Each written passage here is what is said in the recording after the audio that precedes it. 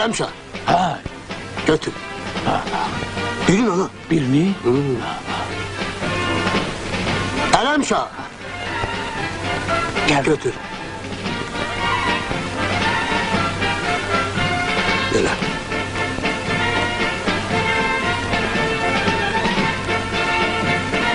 Ha, ne var? Salam. Salam.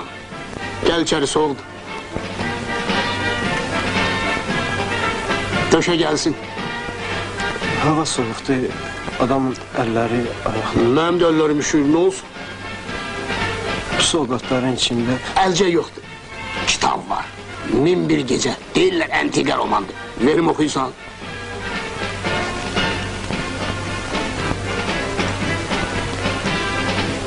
Ne olub? Hiç ne olmuyor Cenab-ı Zat? Böyle. Saldat üşüyür, verməyə də bir şeyimiz yox. Könüllüsən? Böyle. Adın familin? Şahin Cebrail. Deməli könüllüsən. Böyle. Cəbhəyə könüllü gəlirsən. Amma könüllü pul xərcləmək istəmirsən. Bala, sənin taytuşların vətən yolunda canlarından keçirlər. Amma sən könüllü ola. Axı mən neynəməliyim? Şahin Cəbrail. Gəl gedək. Yer.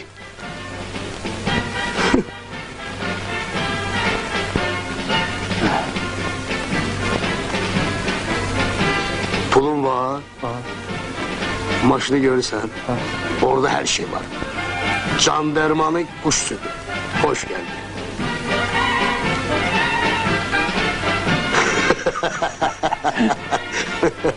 Şahin Cəbrailov. Yaxşısındandır. Əlasından. Hə, nə var, nə lazımdır? Varsa Alə, nə xətrim istəyir var? əlcə. Əlcək var. Əlcək Əlcək var. Amma yun sviterlə bir yerdədir. Bax, görsən əlasındandır. Buyur. Hələ ver bura görür. Apa, sağlıqla qısmət. Çox sağ ol.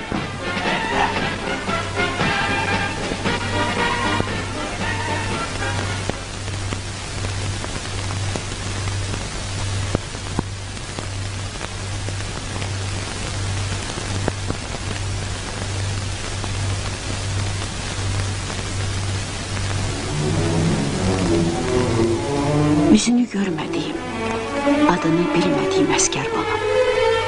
Bu sovqatları öz əllərimlə toxumuşam. Əllərimin hərarəti səni qısındıracaq. Torpaqlarımızı düşməndən azad edin. Gözümün ışığı. Mənim oğlum Şahin Cəbrailov dəskərlikdədir. Hamınız mənim evlatlarımsınız. Allah sizə yar olsun. Suna Cəbrailova, Bakı, Vidadi küçəsi 22.